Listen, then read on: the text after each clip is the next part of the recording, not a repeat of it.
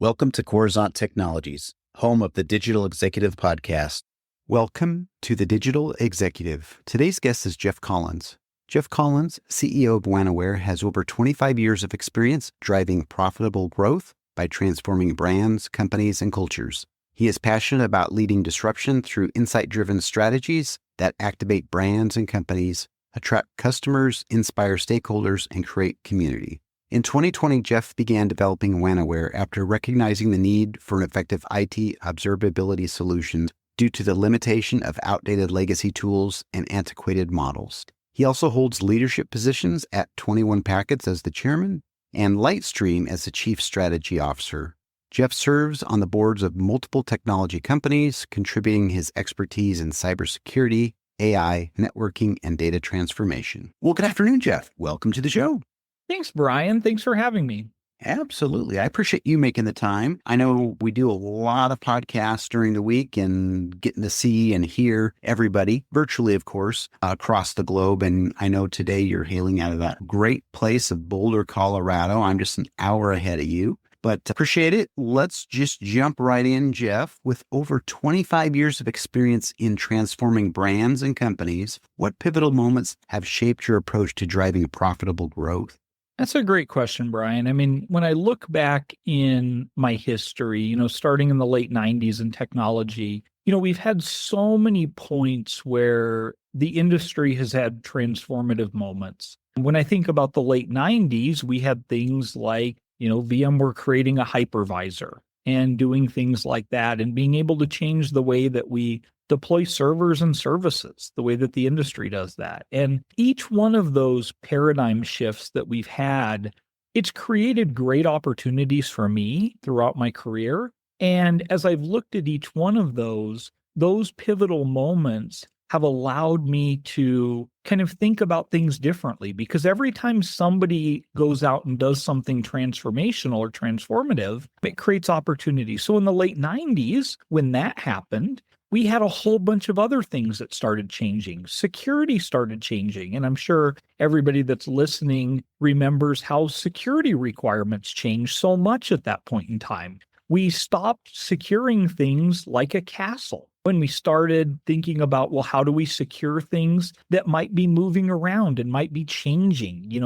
Our security isn't dedicated just to this room inside of our building where we have our servers and all of our infrastructure. So all those things have kind of created those paradigm shifts. And then leveraging that has allowed me to create that continuous profitable growth in my businesses and in all of the companies and environments that I've been in over that 25 years. So it's been really exciting for me. And, post that point, we've had all kinds of other events like that have happened. We've had crises that have happened from a global economic perspective, and those have created opportunities. When we have crisis, it changes the way people buy technologies and it changes the way that people leverage technology. And those things have allowed me to think about ways to deploy things differently and build technologies differently. Today we think about from a technology perspective, there's so many different ways of deploying technology in means that aren't so monolithic. Those types of shifts have allowed those to grow so much and allowed our businesses to grow accordingly.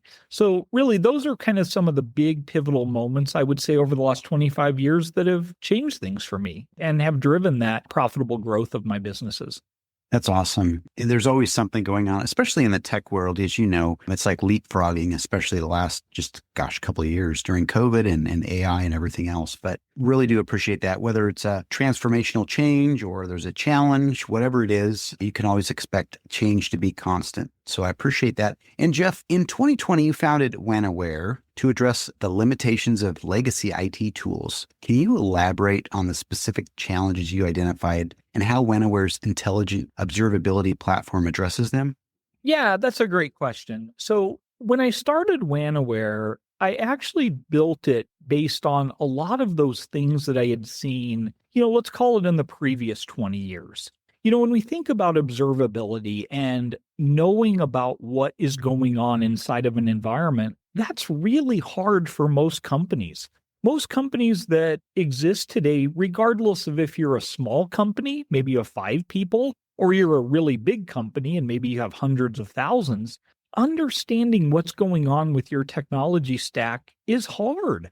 There's lots of technologies out there to do that. A lot of them are hard to implement. A lot of them are hard to build. They're hard to integrate. They cost a ton of money. And in most regards, they don't do what they say they're supposed to do. And so that's one of the things that over that, let's call it a little over 20-year period up until 2020, those are the things that I saw as well as I went out and bought these same tools that really everybody's using today. They were really difficult. And so when I built WanAware, it was originally built to solve those problems for me. I originally built the product to help us internally with some of our other companies. We never actually thought we were going to actually build a product that went to market.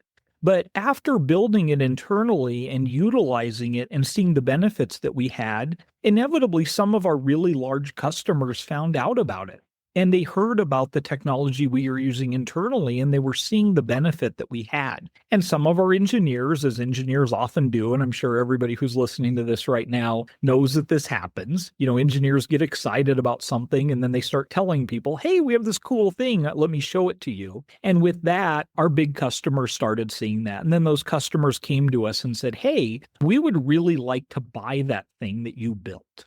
Well, we never had built it to sell to customers. And so what we ended up having to do is we ended up taking that, certainly building it more capable because we built it for just one customer, us. And so we had to build scale into it and build it more capable. And then as we did that, our customers gave us a lot of feedback on what they wanted to see and what types of benefits and how they wanted to understand observability, whether that's performance or availability or security observability, and really building that out to address those issues and to be able to provide them insight around their environments. One of the things that one of our really large customers gave us was they told us that observability platforms, there's lots of them out there. One of the things that's really hard is most of those observability platforms don't understand the assets that the customer has. And think of assets as IT assets or OT or IoT or whatever it might be. And that was one of the things that they always had difficulty with is,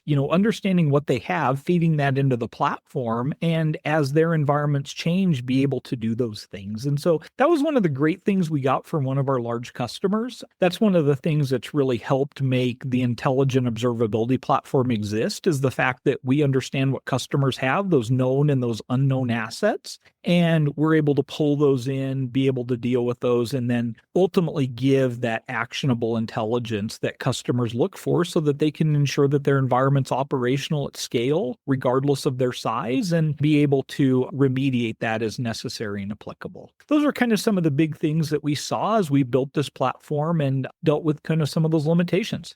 Thank you. That's awesome. I love the story. You built it for yourself and the word got out. And I just love how that works. Something that works really well. Obviously, your best sales channel is word of mouth. So love the story. And I love what you're doing because we all know anything that's connected to the network, we see, gosh, that is such a mess. Why do we still have that legacy equipment, right? So appreciate that. And Jeff, my next question for you, WanAware's platform integrates AI, machine learning, and advanced graph database infrastructure. Can you discuss how these technologies work together to identify patterns and mitigate risks within IT ecosystems? Yeah, that's another great question. AI is the buzz today. All of us hear about it all the time. If you go to CNN or whatever news source you want to go to, there's 3 topics about AI and all those things going on. When we started with this back in 2020, AI really wasn't a thing at that point in time. It wasn't in the mainstream. So when we started building this, we were building it with very rudimentary versions of what we see today. We didn't have things like OpenAI. We didn't have things like Google's Gemini or any of those types of things. And so when we built this platform, we had to start out like most of us had prior to, let's call it 18 or 24 months ago. And so when we did that, the good thing was we focused a lot on making sure that the blocking and tackling were done effectively. And I always bring that up to people when they talk about our platform and why it works, because oftentimes we get that from people is like, well, why does your platform work and others people's don't? Well, it's not because, we created something that was absolutely amazing, and we did at the end of the day. But the reality is we focused on the blocking and tackling, doing the things, keeping the house in order. So when we think about AI and machine learning, the reason why those work for us is because we made sure our data model was really good. The data that we're bringing in is clear, it's concise, it doesn't have false positives. Those are things that are important. And when we do get things like a false positive in the environment, because sometimes you will get an event or an alert that is in that manner, because we're able to contextualize that data and we understand dependencies and interdependencies, that asset piece we talked about in the last question, that's allowed us to bring in a lot of capability to understand what customers are truly doing with their environment and to be able to make intelligent decisions and perform what we call intelligent observability. But really, what that is knowing what a customer's doing. Customers today deal with that with people. They hire really great heroes. And whether those heroes exist in their level 1, level 2, or level 3 support or engineering desks, those people are what find those anomalies. And they understand if those anomalies actually affect their environment. Well, what we did is by using all these pieces together, AI, machine learning, our algorithms that we've built, as well as a robust rules engine, what that's allowed us to do is leverage technology to pick up a lot of those analysis components so that customers don't have to use their frontline people, their level 1 or level 2 people, to find out this is actually a false positive or it's something that doesn't exist in their environment. And that's one of the big things that's really helped. Now, when we think about risks, we also can use that same paradigm to understand risk. Risk, if we talk from a security perspective, might be a vulnerability. And those risks are all about the context of how a customer is using an environment. So if I go in and I understand that a customer is using a certain version of Apache, great, there may be a vulnerability with that. But the reality is based on compensating controls or based on a configuration that a customer may have, they may be mitigating that inside of their environment automatically. Well, our technology, while we may go in and we may identify that that's a vulnerability because of one data point, i.e. a specific Apache version, our ability to pull in that other information allows us to understand that that's actually a false positive. There's a compensating control and we can clearly articulate that. And so that's kind of really how we do that, by leveraging those core technologies and by tying all those together to make those intelligent decisions and identify those patterns or mitigate those risks. Thank you, Jeff. That's amazing. Just to highlight some of the things out of our conversation here, you absolutely leverage some of the latest. You built maybe some proprietary algorithms for your platform. But what really stood out to me is you did you call it block and tackling and, your fundamentals for this. And when you get that right, you get it right with the customer. So I appreciate your insights there. And then, Jeff, the last question of the day, looking ahead, what are your aspirations for WanAware's role in the future of IT infrastructure management? And how do you envision the evolution of observability solutions in the next decade? Yeah, this is a great question. When I think about where we're going and the aspirations we have, our aspirations are really to make technology better tomorrow than it is today. And, I think from a technology company perspective, we all hear that. I think every technology company out there probably has a similar aspiration. One of the things that we do a little bit differently within that is every single product we build, every single component we build inside of our platforms, we ensure that every person inside of our company thinks about that every single day. When we create a feature or we create an offering or we create anything, we focus a lot on making sure that we're making the world better and that we're not building technology for technology's sake, but that we're building it to help companies be able to find out what's going on inside of their environment faster. When we think about things like a blast radius, that's one of the big things that customers deal with. When we talk to our telecom customers or we talk to our large manufacturers who have tremendous amounts of IoT and OT devices within their environments, if one of those goes down, they need to understand that blast radius. Well, when we think about the future, technology is going to get much more complex than it is today. In the last 5 years, we've seen that. If you go back 5 years, most manufacturers didn't have intelligent manufacturing platforms leveraging sensors throughout and leveraging all these capabilities that they now have today. Well, each one of those, if one of those fails, that can affect a lot of things within their environment. That blast radius gets really big. And so when we think about our aspirations in the future, it's really to be able to help companies understand that, make better decisions. And if there is a problem, or when there's a problem, is probably what I should say, when those things happen, you're able to find that in seconds or minutes instead of hours or days. And I think that's the big piece. Now, when I think about the next part of that question, which is, how do you envision this evolution of observability? Observability is going to change a ton. Today, we, like a lot of companies within our space, deploy our technology as SaaS. And we provide people a portal, and we provide them a dashboard, and we provide them all these ways that they can get access to this data, or they can feed it downstream into one of their existing systems.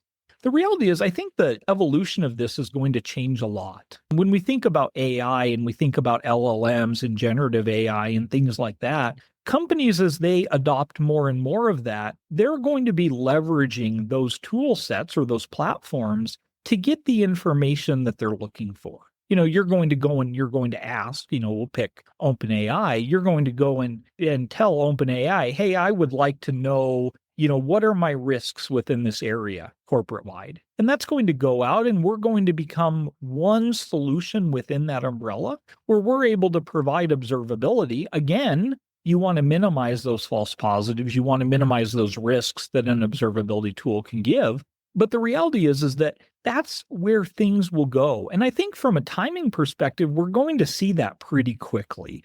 The scale and cadence of what's been going on from an AI perspective and the ability to provide actionable benefit for companies has been growing at a rapid pace. And probably within the next, let's call it 6 months, I think those things will happen. We've spent a lot of time on making sure that our platform becomes a great conduit where companies can leverage that. They can leverage whatever LLM they decide they want to have, or whatever generative component or whatever it may be, and they can leverage those to make those decisions. And I think, that's going to be the huge evolution, as well as the really kind of the congruence of observability moving more out of the IT space and into technology holistically. I think that's going to be very important for companies. Thank you. And I really do appreciate that. We talk a lot about emerging tech and where it's going for the future. And today you provided some great gems around the evolution of observability and some of those solutions. We do know, as we mentioned earlier, change is constant. Technology is leapfrogging faster than we've ever seen in the last 20 years, as you know. So I appreciate that. And Jeff, it was certainly a pleasure having you on today, and I look forward to speaking with you real soon. Sounds great. Thanks so much for having me, Brian. This was a great session. Thank you. Bye for now.